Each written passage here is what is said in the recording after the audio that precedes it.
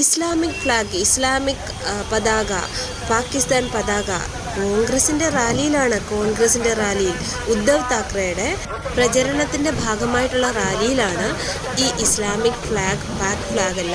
പാകിസ്ഥാനോട് ചേർന്ന് നിന്ന് അവനവൻ്റെ രാജ്യത്തിനെ ചതിക്കുന്ന ഈ ദേശദ്രോഹികളെ ജയിപ്പിച്ചു വിട്ടാനുള്ള അവസ്ഥ എന്താണെന്ന് ഇനി പറയേണ്ടതില്ലല്ലോ.